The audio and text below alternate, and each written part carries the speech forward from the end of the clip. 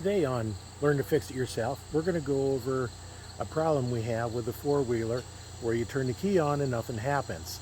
So we're going to take a look at that. I've been doing some work on it, so we'll come back and we'll show you how we troubleshoot it. Yeah, we're having problems with the ignition switch on our four-wheeler, and he's going to check it out and see if we can either have to buy another switch or if there's just a loose wire, because we're not getting anything when we turn it on. I'm thinking it's probably a loose wire, but what do I know? He'll be back in a minute. Okay, he's back.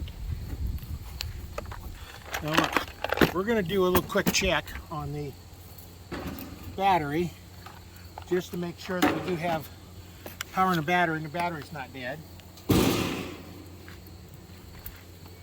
So we're going to take the seat off. What a mess. A lot of junk under there.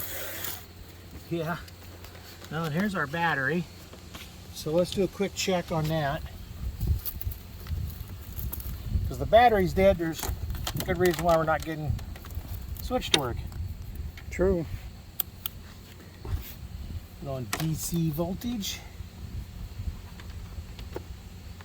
Positive, negative. You got those wires backwards, black and red. Yeah, well, it doesn't matter. Oh, okay.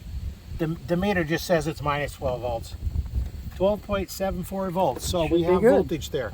So when we turn this on, we should have it. What was happening is this would jiggle. Sometimes it just shut off. So I'm thinking the switch is bad or a bad wire. So we need to pull that off. There's a little Phillips screwdriver down here. A screw down here that we're going to take off.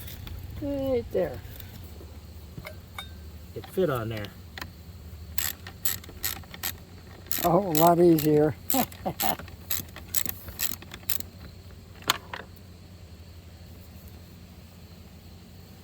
No. Would you lose it? Yeah, It dropped. everything. What a bummer. Well, that's the problem working on over the grass. Yeah, we can But it's maybe find it's not it. going anywhere. That'll come out. Oh, okay. When I went through the sand, Just a vent. This huh? this vent was all plugged up and everything. Oh, geez.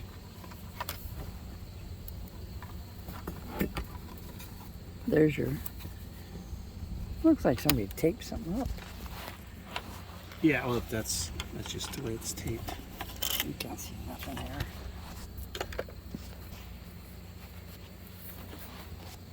I'm just trying to see how that comes out.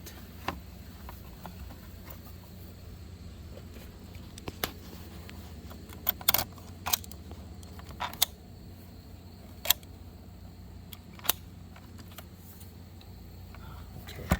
Accessories, huh?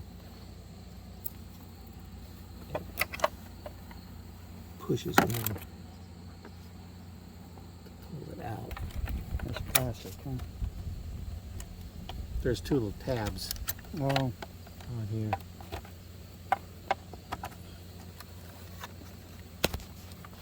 oh, you got it. You See. can push this back on now, get it out of your way, can't you? Yeah, I'm gonna see how far I can pull Wires these go? wires out. See, because this here is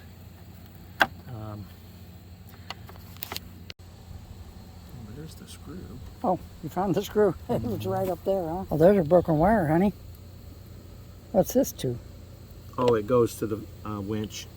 Oh, That can come completely out too, because they basically just ruined that. yeah, they just cut it off instead of. I wish they'd have left it because I could have probably torn it apart and rebuilt it. Yeah. Debbie's Let's see, this here is the control for the winch. Oh. It's a worn winch is what it was. Hmm. I don't know what that red wire went to, but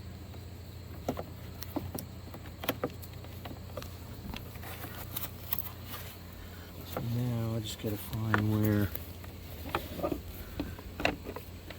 That's it, isn't it? That's it right there. And Yeah, I can't even get the come on. Like the ignition switches.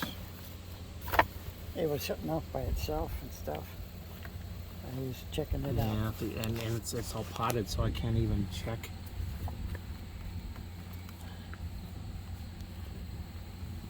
So when we get an ignition switch, we'll be back. Now on this one, these connectors up here have different things. Now if we look at this one right here, this is where the switch goes in. I've already disconnected it. This is where the ignition switch goes in. Take them out, you just lift up on this little tab and they just slide right out real easy. So I've removed that piece and I took the meter on, the ohm meter on there, and I checked it out. And if the switch is on, there should be some wires are connected. So I tested all the different combinations and there is no connection. So the switch is definitely bad and we need to replace it. So what it is, I looked out, I found a place that has OEM stuff where I looked up the exact model, was able to look at the parts breakout and get a model number, and I went ahead and ordered that and a couple screws that were missing. And that's gonna run us, you know, with shipping about 60 bucks. I did look out like on eBay and Amazon. I was able to find some generic off-brand ones that say they are going to work for this one, but most of them didn't list this exact model. And if they don't list the exact model, it may or may not work. So I spent a little bit more money, but I got something that I'm sure is going to work. So when that comes in, we'll install it and see how that works. It's amazing how much you use a four-wheeler around the house when it's not working, how much you actually used it. And I'm using it for all kinds of things. If you look at some other videos, you'll see how I'm using it. Now here's the switch after I removed it, and this is off, this is on. So what I did is I took an ohm meter and I tested between all the contacts. So I went from like this one to that one, this one to that one, this one to that one, and then I moved over to this one to here, this one over down here, and then these two here. So I tested all the combinations. If the switch turned on, no two of them were connected, which is a indication that the switch is bad, and it went bad. It's all sealed. This is what the unit looks like. It's going to be fairly easy to change. Once I get the new one in, I'm going to go ahead and slide this in here, feed it down to that connector that I showed you earlier, and then we'll put it in. What I'll probably do is I'll probably test it to see what it's supposed to be with the switch off and on, and then I can make a note in that in the manual, so that if everything goes again wrong with it, I can you know, just test it out real quick. To make sure we get the right part, on these there's a VIN number, or supposed to be a VIN number. If you look down through the grill, there is a plate in here that has the VIN number on it. Let's see if we can see it down here. Right here on this plate, right down here, there's supposed to be a VIN number. And on this model, there is not. Then the other place you look is a little bit, other places that it doesn't show up.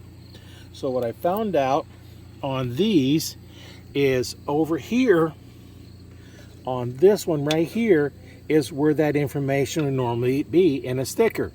But you know, this going through a flood, it kind of got taken off. But we still need to get information on this to make sure we have the right vehicle. So for the information. So the other thing here is this sticker, fortunately, is still here. And this one will list the family identification number, and it gives a number here. And by looking that number up, we're able to find out that this is a 2004 Rancher 400, and specifically the model number is TRX400FA. And we'll need that information to make sure we get the right ignition switch. So fortunately there was one on here, and I know what it is, so I can keep track of that. I did download the owner's manual, and I'll be getting a copy of the service manual so that I can write that information in there, so I know exactly what we have for the next time we need to buy anything.